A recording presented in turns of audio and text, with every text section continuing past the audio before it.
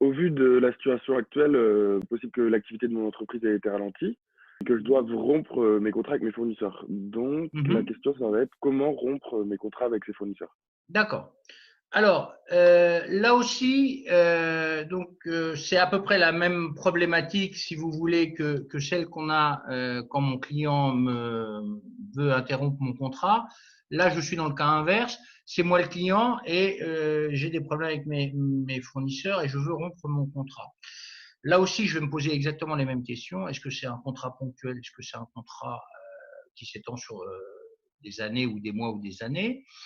Et donc, à partir de là, je vais regarder aussi si j'ai une clause de force majeure que je peux invoquer.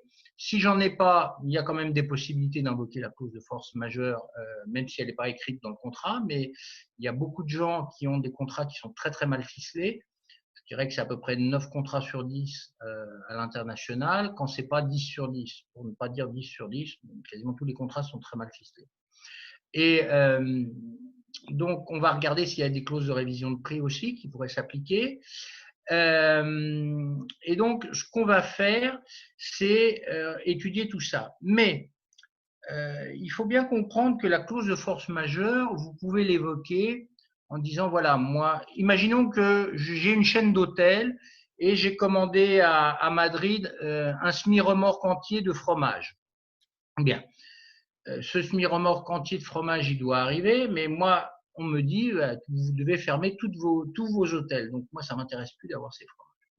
Donc, si c'est une fois ponctuel, je peux invoquer la clause de non-concurrence. Si c'est un client, enfin un fournisseur régulier qui me fournit tous les mois des fromages, alors là, j'ai une problématique. Parce que oui, pendant le confinement, je peux invoquer la force majeure, la clause de force majeure, mais une fois que je suis déconfiné, la clause de force majeure ne s'applique plus. Je dois reprendre mon contrat. Le contrat doit être repris. Et n'importe quel juge me condamnera si je ne reprends pas le contrat.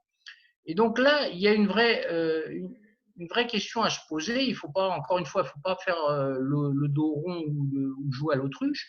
Il faut vraiment prendre le problème à bras le corps dès aujourd'hui. Si vous êtes un hôtel et qu'on vous dit vous pouvez commencer à déconfiner, ben on ne sait pas si les touristes étrangers vont revenir. On a même des doutes par rapport à ça. Est-ce que les touristes locaux vont venir et en quelle quantité? On ne sait pas. Et quel sera leur pouvoir d'achat? On ne sait pas non plus.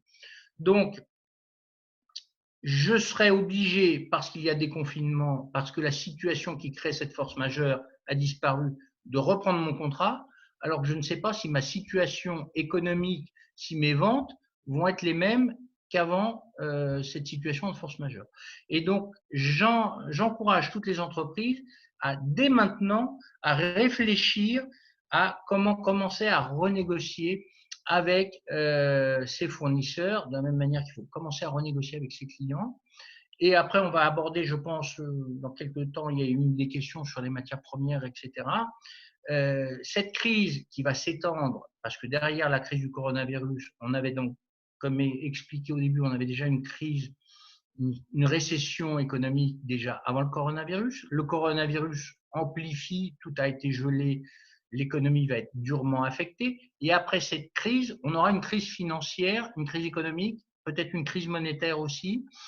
Et donc, le prix des matières premières risque de s'effondrer. Donc, mes contrats, j'espère que vous avez des contrats qui ont des clauses de force majeure et des clauses de révision de prix. Si vous ne les avez pas, c'est le moment ou jamais de commencer à renégocier.